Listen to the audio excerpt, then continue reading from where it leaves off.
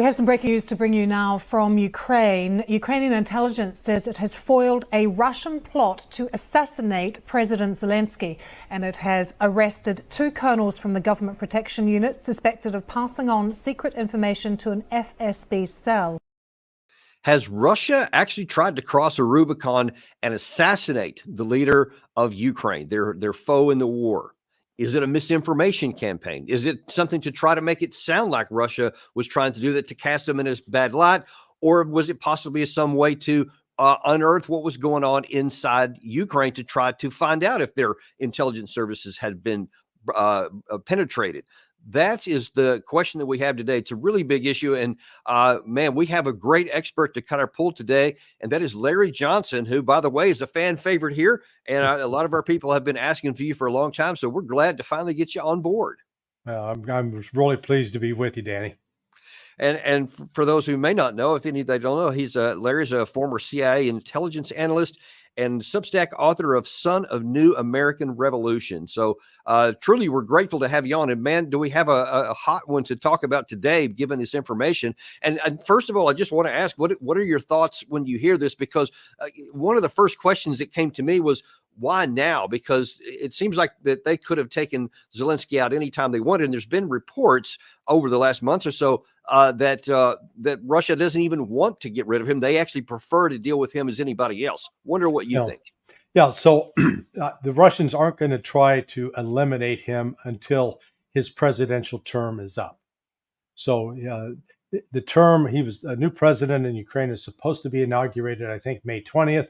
But there's not going to be an inauguration because the Ukrainians, Zelensky, suspended all democratic procedures, suspended elections, so that gets right up there with banning political opposition parties, banning opposition media, locking up clergy, all those pro-democratic things that one does. Let's remember, Putin, as a lawyer, he does things by the law. He really is sort of a stickler for that. And perhaps one of his weaknesses has been he's naively believed and trusted the West to abide by some of those laws that they've signed on to.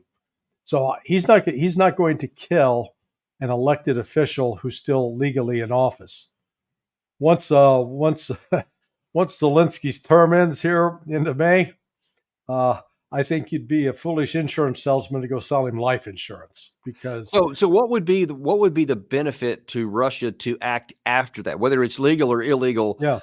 Because there's some arguments that it benefits Russia to have him in charge as opposed to somebody else who may follow, because that he's losing credibility at home, and he's been really damaged by the issues with Zelensky and his claims of success during the 2023 offensive, all of which have been bad, and now he's going down. To take him out now might turn him into a martyr. So how do you see that play out? Well, no, I don't think so, because for this reason, up to this point, Russia has shied away from really going after the decision-making centers, the power centers in Ukraine. Once in a while, they've hit some command bunkers. They made a strike on SBU headquarters, but they were content with their strategy to continue this war of attrition. I think they've now reached, what's called the tipping point, where the Ukrainian military is on its heels across the board. The combination of lack of trained manpower, that's number one. Then you tie that lack of trained manpower with having to use some Western military equipment, which is either too complicated to use or just basic crap, not enough ammunition. So they've got this multitude of problems. So now at this point, take out the leadership, because it's already clear Zelensky has been adamant he will not negotiate with Russia. So Russia will kill him to get him out of the way, that they can have negotiations. Negotiations, the only thing that's going to save anything that's any remnant of Ukraine at this point. And do you have any sense of who might follow him, and would that be more amenable to having negotiations? Well, that's going to be the issue, because so you've got the Poroshenkos on one hand, who are he was formerly president, then ousted, considered corrupt. But then you have this whole right sector, the Azov guys, this ultra nationalists aligned with Nazi ideology. They're the ones that were really sort of the power behind the throne for Zelensky. And so, remember General Zaluzhny? He was very in tight with them. He's considered popular, but what the Russians, I think, are going to send a very clear message militarily. They will start hitting some decision-making centers, and I think they've really reached a point where, I think one of the things in the past why they didn't, they had intelligence assets in there. They had them penetrated. Mm. They knew what was going on. So why blow them up when you're getting a steady flow of information about, here's the plan, here's the. I never thought of that. Yeah, that's one of the reasons I think they held back, because they didn't want to kill their own sources. If you're an intelligence outfit and word gets around that you kill your own guys, you're going to have trouble recruiting. Right. Yeah, I could see where that would work out there also. I want to take advantage of your intelligence knowledge here. And what is your understanding of where things sit right now with the Crocus terrorist strike that Russia said in the days afterwards was actually planned by the Ukraine side? It's kind of fallen off the radar. Russia never did anything really, to retaliate against anyone, which some thought they might. Where is that sitting down, and what do you think actually happened? Well, let's deal with retaliation first. Russia's been steadily increasing the tempo of military operations all along the front, and they've been hitting targets deep inside Ukraine in the west. So, they don't. I don't think they feel necessarily compelled that they have to make some specific strike announced and then identified as this is revenge for the Crocus City Center. They have continued to arrest people. They're being put into the judicial system. They're being interrogated, and they're collecting intelligence. We're in the West, as you know, Danny. We're an impatient lot. We're the 20-minute sitcom society. We got to have it all, real quick, and let's get on with it. Russians are real patient. They're under no time pressure to move immediately to get something done. So they've made it very clear that they have issued arrest warrants now for Zelensky and other members of the Ukrainian government. So I think that's an outgrowth of that investigation, and they're serious about if they're still alive, they'll try them. They'll do a Nuremberg-style trial, and then if they're convicted, Russia actually hasn't been big on execution, despite the John le Carré storylines of shooting people in the back of the head. What do you have any knowledge about? What is your intelligence sources telling you about what actually did happen? Was it Ukraine? Was it actually ISIS acting independently? Oh no, it was definitely Ukraine. It was Western backed as well. The U.S. was involved. Because when you look at that whole sequence of events. So I was at State Department in the Office of Counterterrorism back in October of 1989. And one of the very first things we had to grapple with then, this was like 11 months after the bombing of Pan Am 103 in Lockerbie, Scotland. And there was widespread public perception that the U.S. government had inside knowledge that bombing was going to take place, and that we warned only U.S. government employees, stay off that plane, it's going to blow up. Well, that wasn't true, because, I know, for example, one soldier went by the name Tiny, which means he wasn't a big man. He was with the group known as ISA, and he had been conducting some covert operations in Beirut, Lebanon, looking for hostages. He was on that plane. He died. So what we had to come up with was a policy on, under what circumstances are we going to warn the public. And that became known as that if you have credible information you believe is valid, but it's not specific, that you can't go out and preempt the attack, then you have to go with a public warning. So here was the U.S. government issuing the most peculiar public warning. I've never seen it like this, and I've checked with a variety of colleagues. We never we never ever issued one that said, oh, there's going to be a terrorist attack within 48 hours at a music facility, perhaps. Yeah. Or, so be careful. All right. So they didn't specify 48 hours starting at 10 a.m. Eastern Daylight Time, extending to. They just left out 48 hours, very vague. Then when the 48 hours is up and nothing happened, then does that mean the terrorist attack went away? The threat was diminished?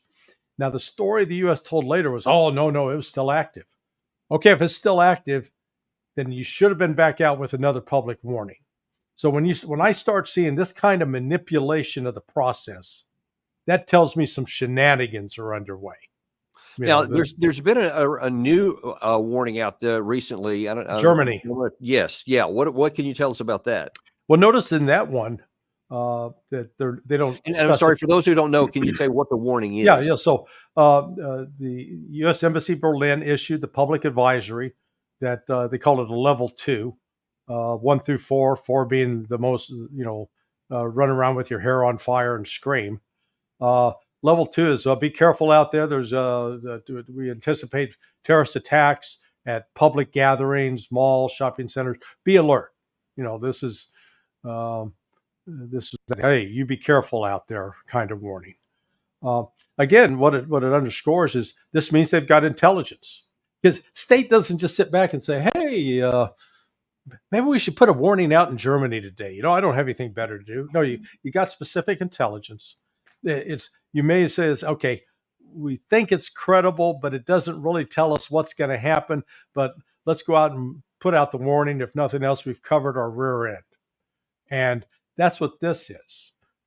But the other thing that triggers in my mind is, are we getting ready to pull off a terrorist attack in Germany that will be blamed on Russia as a false flag that would then justify, okay, Russia has violated this rule. We need to send our troops to Ukraine, looking for a pretext to do that. I remain skeptical of all of our motives because the other thing that was triggered with Crocus Center, I've been involved with investigating and handling the aftermath of terrorist attacks going back to 1986. I have never seen a situation in which we got a terrorist attack and in 55 minutes we come out and go, yep, that wasn't Ukraine. Yeah, that, right. Which is what the White House did, is goes, wait a second. How do you know? The only way you know is that you know who was involved. You were involved with the recruitment, etc. I think ISIS-K is just a convenient excuse because none of these guys, and I don't know if you've talked to Scott Ritter about it, but when the Muslims, when they make a confession of faith, and about the confession to Allah and the confession that Muhammad's the prophet, they'll raise their right hand and point a finger to heaven. Well, these 4 clowns all had their left hand up, number one, and the left hand in there in that Muslim culture that's the toilet hand. That's not the eating hand. And some people say, well, maybe it was just one of those the way they placed the image, it reversed the image. No, because you've got an Arabic poster behind them that still is reading in the correct way. So they didn't even have the basics. They were taught to be fake Muslims, and they didn't even know how to be good fake Muslims. Yeah, this just didn't pass the smell test to me. I'm not an intelligence expert. I know some stuff about terrorism, not anywhere near as much as you, but it just didn't smell right to me somehow. Yeah, so I'm remain skeptical, as you said. Yeah. No, so I want to move down the list on something you said a second ago, because I think it really gets to the point of what we're doing here. And that is what is America's objective? What are we trying to do? Now, last month at a congressional hearing, at a Senate hearing, Secretary of Defense Lloyd Austin was asked point blank, what is America's objective in here? Now, as you're watching this clip here, note how painful and difficult it is for Austin to explain anything. So what does victory look like for Ukraine? Yeah. How do you define victory? You may have heard me say this earlier, Senator, but We've said from the very beginning that what we want to see is a Ukraine that's a democratic country that has that is independent and has the ability to protect its sovereign territory, to defend its sovereign territory, and to deter aggression. Does that mean Crimea is part of Ukraine? Crimea is a part of Ukraine. Well, okay, right. But in order for the war to be over, does Ukraine have to control Crimea? In terms of how things transition going forward, I would not want to predict what President Zelensky will decide. I think part of the problem, with all due respect, is that this administration has not articulated what an exit strategy is. To me, this is a blank check for a war that, without any clearly defined goals, will be endless. Which is exactly where we are. And I mean, what really jumped out at me at the first part was when the senator asked him, what does a Ukraine win look like? He didn't even describe a win. He just said, well, we want them to be this aspirational stuff. And he had a hard time getting that out. Yeah, well, not surprising. I got several buddies that served under him when he was in Afghanistan. If you're going to measure intellectual firepower in terms of caliber, he's a 22 short. Okay, 22 short. Yeah, poof. Not a lot of pop and zing behind that. Look, the real objective of the United States with this whole Ukraine operation was to create the Ukrainian army as a military proxy. And we worked aggressively at that over the last, the exercises started back in 2008, I believe. But the joint military exercises with both EUCOM and with NATO, they were conducting 2 or 3 a year at least. And these were not just, these were both field training exercises as well as the desktop exercises. And some of the training that was included by NATO was cyber warfare. Now, NATO always claims to be a defensive organization, but this cyber warfare is not defensive. Excuse me, that's an offensive operation. And the intent was to create Ukraine as a battering ram that would hit Russia. And the intelligence analysts, for whatever reason, genuinely believed that if we put enough combined economic and military pressure on Russia, it would crack. It would force Putin from office. It would cause a split in the military and in the political elite, and that therefore we would get access. This is all about money, because Russia is the #1 country in the world in terms of natural resources. It doesn't need to import a single thing in order to run all of its industries. It's the only, unlike China, who's an industrial giant, but China has to rely upon the West to produce a commercial airliner, not Russia. Russia produced its first commercial airliner in 2023 entirely with its own parts and entirely domestically. And so when you look at the uranium, the gold, the oil, the gas, the natural gas, the aluminum, the nickel, Lumber, all that. and all the rare earth minerals, good God, it's a treasure mine. And the West has been wanting that. And that was the ultimate intent and goal. And then what they didn't count on, and again, there's no, I got to commend you and John from the other day. I watched that debate at the Council on Foreign Relations. I applaud you for not going over and strangling the two ladies. It's stupid.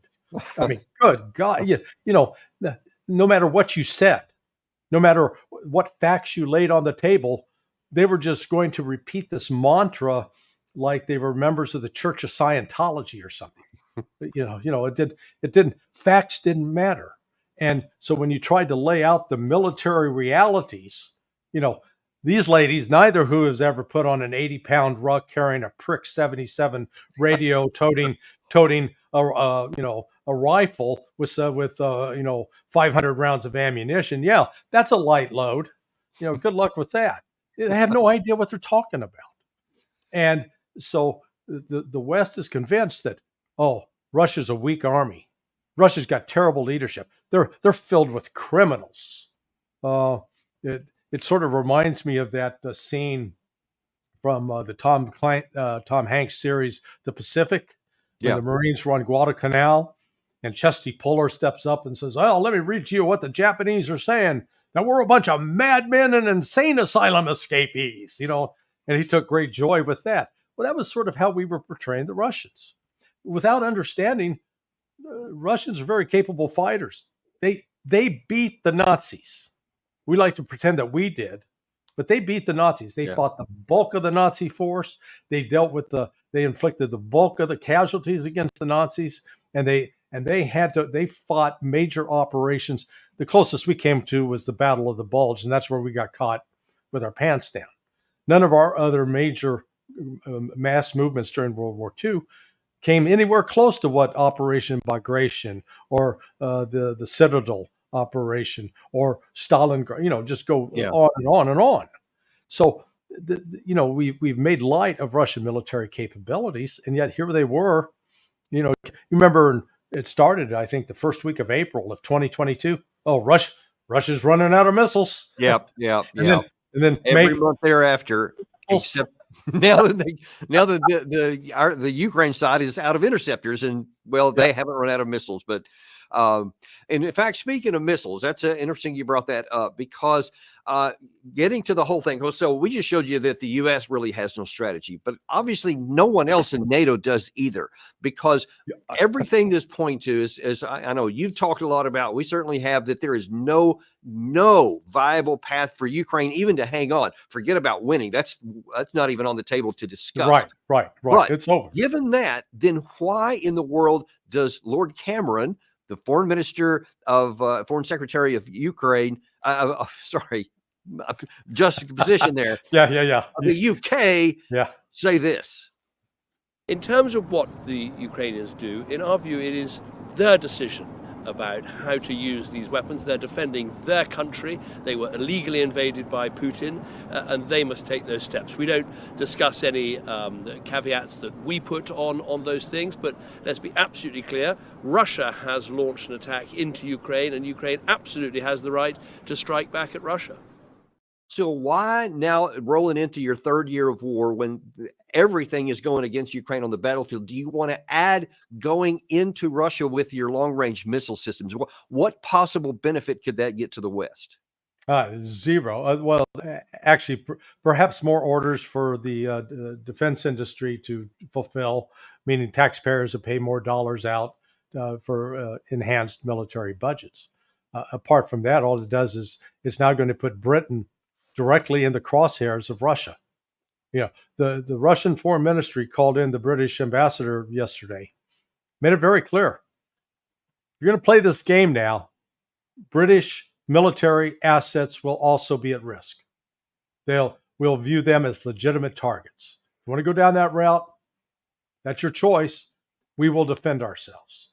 And it's no coincidence. I noticed in that statement that the Russians specified one phrase that got my attention more than any. They said that we'll attack British assets in Ukraine and elsewhere. Do you think there's actually a possibility that they could strike out British anywhere outside of Ukraine?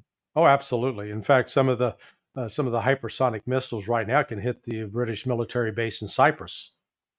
And the Brits have been carrying. Wouldn't they say that's Article 5? Well, the Russians say, go ahead and enact Article 5. The Russians already recognize they're fighting NATO. They're not pretending that they're not fighting NATO. That's why so you start with the mobilization in September of 2022, 300,000 plus men. But then the enlistments continue at a pace during 2023 of almost 490,000 soldiers signing up, and that's continuing. So what Russia's doing is it's not building up its army to defeat Ukraine. The Ukraine defeat is already factored in because they're fighting an attrition war. And I think this Colonel Alex Vashinin recently wrote a piece where finally the West woke up and he recognized what this war of attrition that Russia's fighting really means and the implications of how it's executed. No, Russia's getting ready. Russia's getting ready for round two. They're going to say, okay, if the United States and NATO want to fight, we're going to fight, but we're going to. You don't get to attack us and us not attack you. If your rockets and missiles are showing up inside Russia, ours are going to show up inside your territory. And yeah, that will probably activate Article 5, but that means each country then has to sit down and have a nut cutting session. Do we really want to go to war with Russia? Because every country's got to make that decision. Their legislators guys, yeah, let's go to war with Russia. You know what? I bet you when that moment comes, there's going to be a lot of throwing up at the finish line. People aren't going to be saying, yeah, we're going to man up. Well, Because, and I think it's not by any mistake that Russia almost simultaneously announced this non-strategic nuclear force exactly. exercise. Amen. Exactly. You're exactly right. Yeah, and Russia's not, they're not some fat drunk playing poker in Vegas. They're not just bluffing. They've been very clear about here's what we mean, here's what we said, and we mean it. That was one thing that I noticed out of that debate, so that or the the lambasting that you guys gave those two ladies, where they claim, the Putin, the Russians have never upheld any agreement. Take a look at Minsk too, and it's going, good God, what are you guys smoking? What sort of hallucinogen is going around? Because Angela Merkel of Germany admitted that the Germans, it was a pretext. It was a ploy to give Ukraine time to build up its military, and that the West had no intention on abiding by it or upholding it. And you're blaming that on the Russians? Get real. Because if you continue to project your own weaknesses and your own insanity onto the Russians, you're going to make a miscalculation. And, it's like, I'm sure you've seen, when you're in command, you probably had some troops. They got to the bar, they got drunk, and some guy's finger punching the bigger guy in the chest.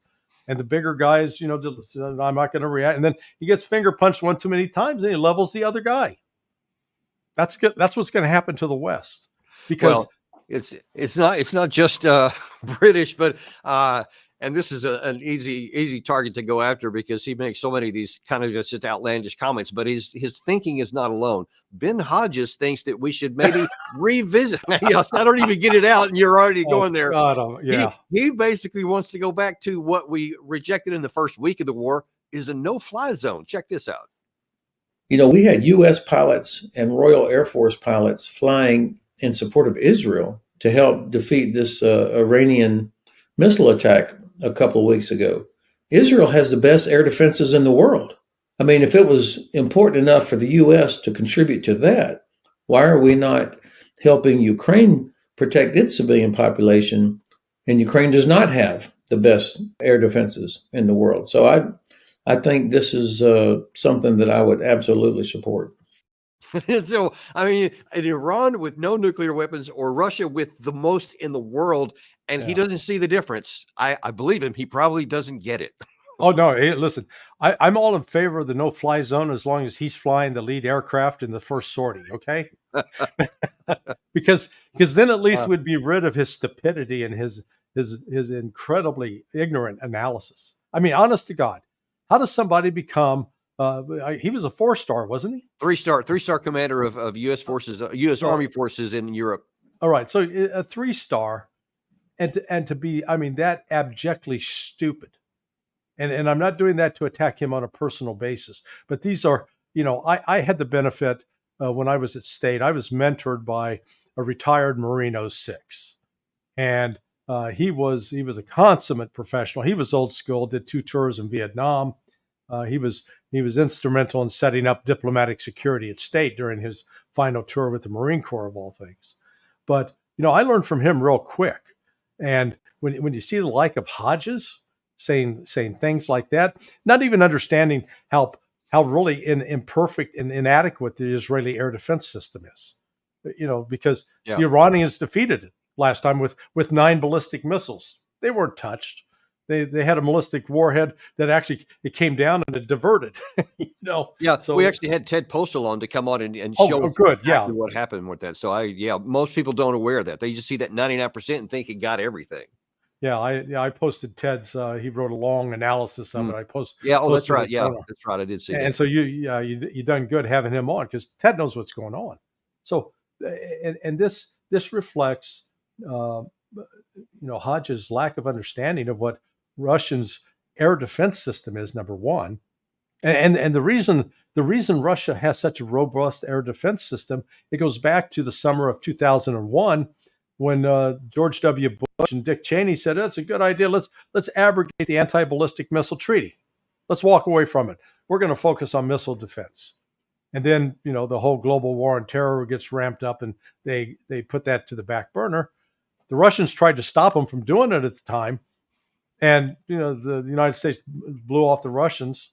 So Putin set his guys to work, and lo and behold, the Russians now have not only the S-300, the S-400, the S-500, S-550. They have the most advanced, effective air defense systems in the world, and they can actually shoot down hypersonics. Israel doesn't have that. United States doesn't have that. Hell, United States doesn't even have a functional hypersonic missile yet. And I know one of the guys who's involved directly with the direction of the program. Nice guy. They're working hard on it, but we don't have it. Not there yet. Yeah. Yeah. Well, and it's sticking with now a 4-star retired general. I know you're going to get a reaction from this one as well, but we got to cover it because this is what people are saying. David Petraeus says that we should not reject forever wars. In fact, we should embrace it.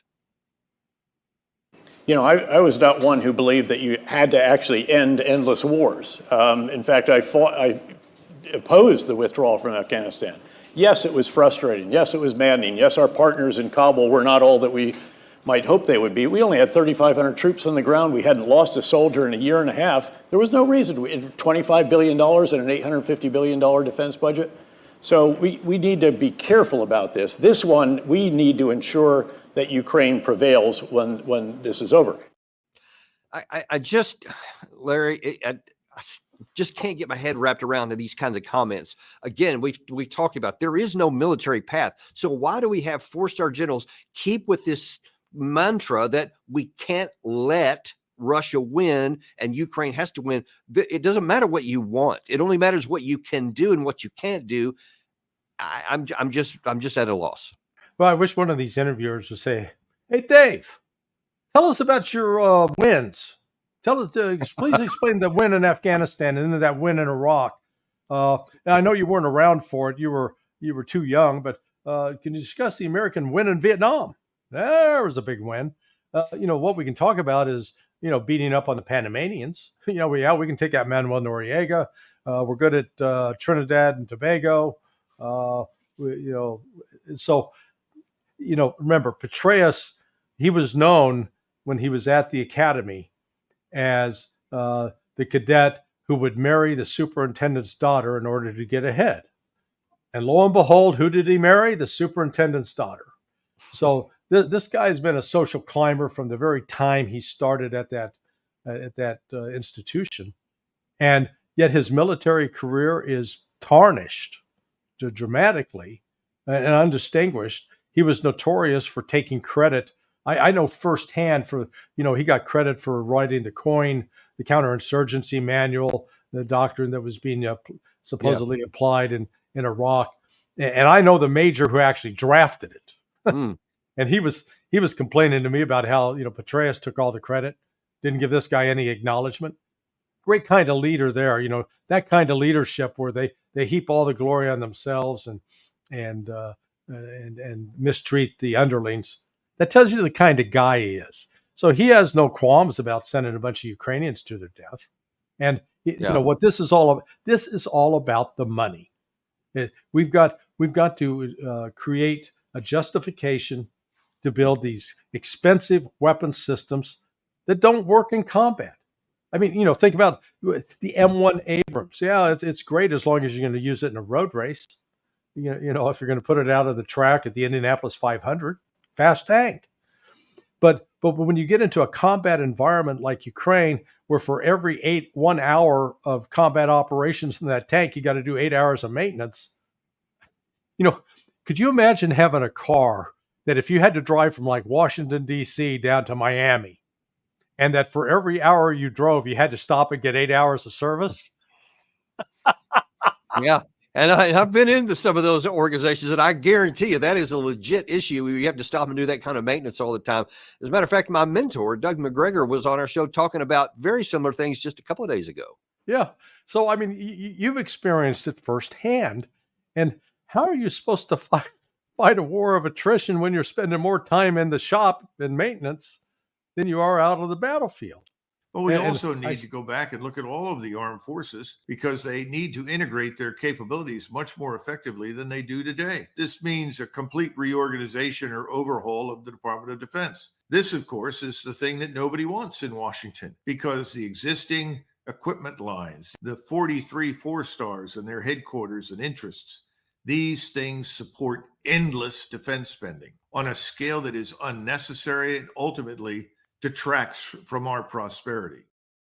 That's kind of the same point you made there. Oh yeah, well, Doug's been a leader in that.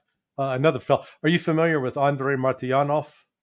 I am not, actually. Oh, well, okay. So Andrei was a Russian naval officer, but became an American citizen back in the 1990s. He wrote a book back in 2017 called "Losing Military Supremacy." Made exactly the points that Doug is making, and he's written 3 other books since. He's got a new one coming out.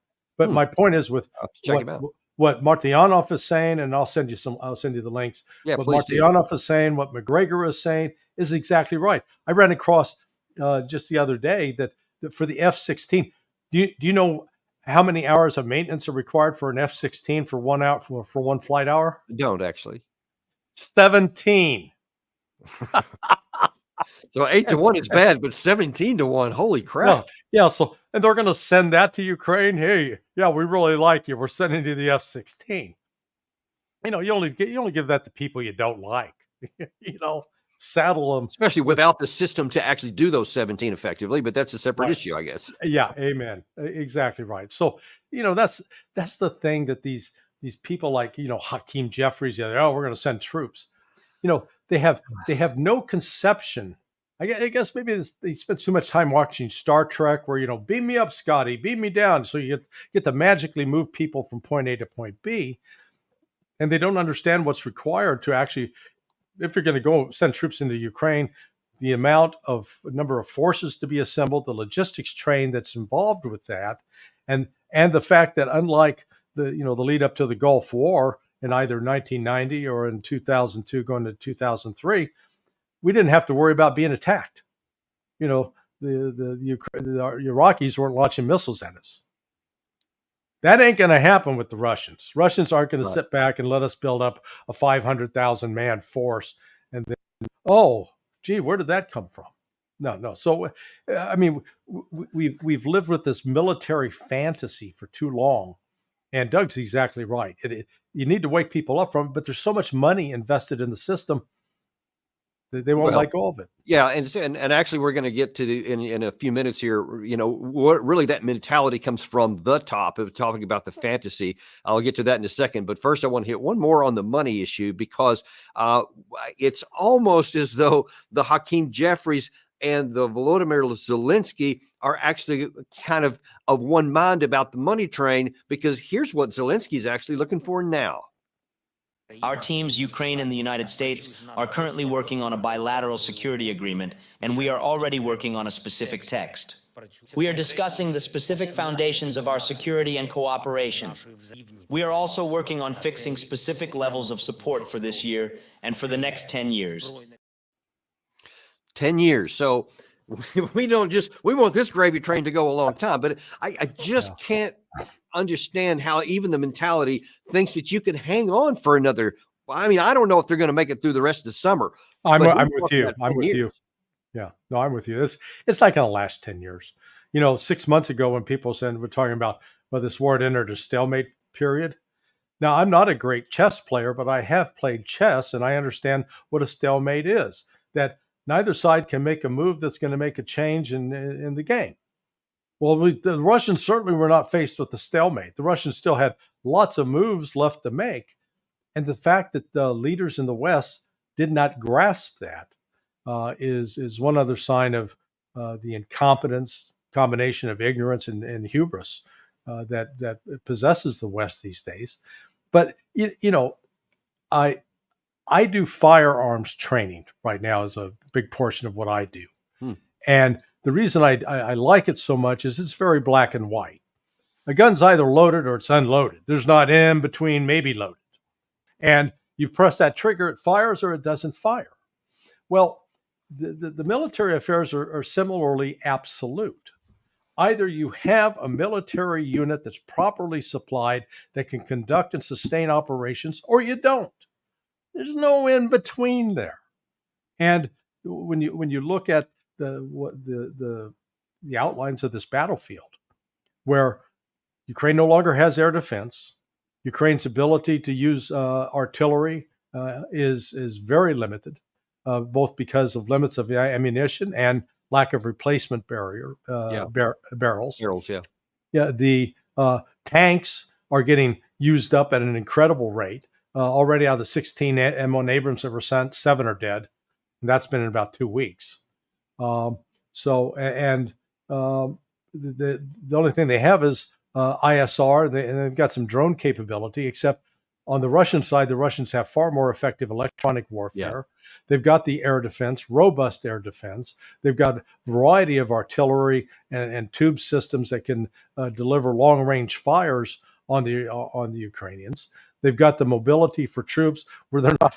You remember during the counteroffensive, because they were having trouble inserting the Ukrainian forces with the Bradleys because they kept getting blown up with mines, they decided, we're going to offload them 10 kilometers and have them walk in.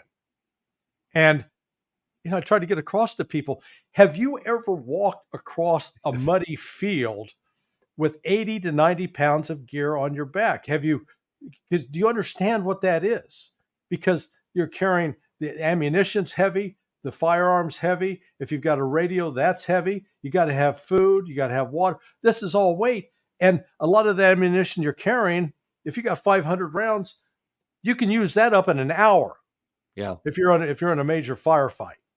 So then who has to run back the 10 kilometers? I mean, it's just more. Yeah. Yeah. So these are basic principles. And yet guys like Hodges and Petraeus didn't grasp it, which tells me that they forgot what it was when they had to put a ruck on and try to. Yeah, either that, Larry, or it is as cynical as it appears, that they're not concerned about that. They just want to harm Russia, and they keep doing these things. Although I think, I believe I've seen some stuff that you've written that they're not weaker now. They were earlier in the war, but now that Russia's much stronger than they were at the beginning, and so we've actually lost that battle too. Yeah.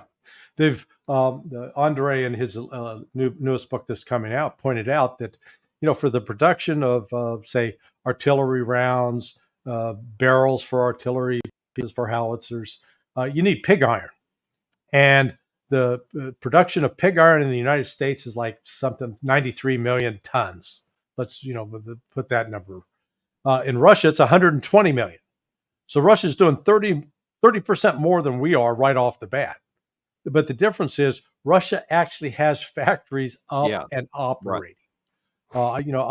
I've pointed out in several other of my appearances that 50 years. I just went to my 50th high school reunion in October, and 50 years ago, when I was graduating, my dad was a worker at Armco Steel Factory. One of my other buddies, his father was a manager, foreman at Standard Oil Refinery. Another one worked at Bendix Corporation, which was a manufacturing outfit. Another one worked at Alice Chalmers, producing farm implements, harvesters, plows, etc. And others worked at Leeds, which was a General Motors plant. Those are all gone. I went back 50 years later. Those are all gone. The productive capability we used to have in this country doesn't exist anymore. It's been downsized and it's been shipped overseas. So it's not just a simple matter of us saying, we need to start doing this. We've got to have the plant and material, and most importantly, the skilled laborers. Yeah, because my dad was a skilled machinist, and he had to go through school and he had to qualify and become good at machining. Yeah, that's not something you just like train somebody up for a month and say, all right, now you're a machinist. I mean, it doesn't work that way. Yeah, exactly. So Hey, Larry, in the last few minutes I have here before I let you go, we talked about in a minute ago that this is really leadership and it starts at the top. And right. when we talk about some of these issues with, what is Austin saying? What is Hodges and some of these other guys? The problems really start all the way at the top. And here is the president of the United States at the occasion of this passing of this funding bill last month, talking about what he sees as the vision and goal and the abilities of the United States. Check this out. We don't walk away from our allies. We stand with them. We don't let tyrants win. We oppose them. We don't merely watch global events unfold. We shape them. That's what it means to be the indispensable nation. That's what it means to be the world's superpower and the world's leading democracy. But this vote makes it clear there is a bipartisan consensus for that kind of American leadership. That's exactly what we'll continue to deliver. But he's operating like it was 50 years ago, like we had all of these capabilities and nobody else did. But that world doesn't exist anymore. But the words coming out of his mouth and the actions and his policies imply that we do, but they don't match up with reality. Yeah. Well, let me ask you a question going back to your days. So how long did it take? Let's say you got a brand new recruit. He's done his 13 weeks in basic, and now he's going to become part of a tank company. How long was that training to get him where he was minimally competent? Minimally competent, maybe a half year, but adequate to like be a good tank crew and get a good score at least a year. Yeah, and that's a year plus the basic training, correct? On top of it, yeah, with okay. Other trained crew and trained leaders. So you understand that. Biden doesn't. And the notion that they've appropriated all this money, great. I was just talking to another journalist from Turkey, and he was like all enamored of the $61 billion. I said, dude, you can give them $1 trillion, okay? Though with $1 trillion, they might be able to go out and buy some people that know what they're doing, who'd be stupid enough to say, okay, give me $2 million and I'll risk getting blown to smithereens. But otherwise, that money doesn't magically produce troops because you've got to recruit them. You've got to go take them through basic. And then just, as you pointed out, to get minimally proficient where you're able to conduct operations at a company level, much less, where you get into battalion, brigade, and division, so it's a complex system, and learning how to do the shooting and moving and communication and coordination. It's not easy. And that's what these guys don't understand. They've it's like they've been playing Call of Duty out there on their game set at home without understanding the actual human cost involved. And when you have that at the top, you can see that everybody else is just going to fall in line and keep saying the same things, or else they also don't know. I'm not sure which is worse, but it's not good for America. But, I don't know if you've ever read Legacy of Ashes. It's a book by Tim Weiner about the first 60 years of the CIA. And in one, he recounts, he's got the tapes from regarding the Cuban Missile Crisis. And here's John F. Kennedy saying, boy, I don't understand why Khrushchev is doing this. I mean, it's not as if we put missiles into Turkey. And according to the transcript, everything went quiet. And McGeorge Bundy goes, Mr. President, we have. Now, dang. That's just a reminder that someone even as, Kennedy was not a stupid guy. He was a bright guy. He was had military experience, at least in the Navy. He did, yeah. But clueless about what was actually going on in the real world that could precipitate this. And so we find our current leadership reflecting that very kind of ignorance. And that's what's frightening. Yeah, I agree. And that's not something you can just fix overnight because it's the whole class. It's not even just the president. It's not even if you got, President Eisenhower was reborn and somehow launched into the White House. It's the whole system that has to get fixed. And I don't know how you do that. But hey, listen, I really appreciate you coming on today. This has been really illuminating for our audience here. And I want to ask you one question before I let you go here that we ask a lot of our folks here. And how do you see the remainder of the summer rolling out? Do you think that Ukraine can continue fighting into 2025? No, I think we're actually going to be looking at a pretty quick collapse.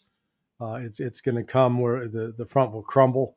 It will be after 1st of June, because I think the Russians legitimately are okay. They're not going to move on Zelensky until he is now an illegitimate president, until he now illegally occupies that office. Then he's fair game. And the push for the Russians will be to create such a devastating military situation for the Ukrainians. They'll have no alternative but to plead for a negotiated outcome.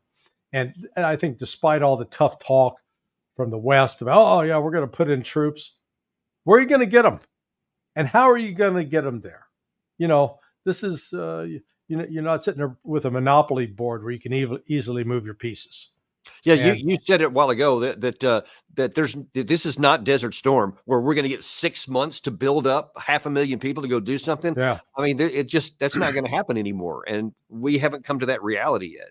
Yeah, a friend of mine she was in charge of the tip fiddle back at the Pentagon, and the whole ramp up of which units get alert, and again, you understand the whole process of you get the alert order, the warning order, and the alert order, and then the deployment order, and then there's a whole bureaucratic process involved behind the scenes here. That's just not somebody snaps their fingers and it happens.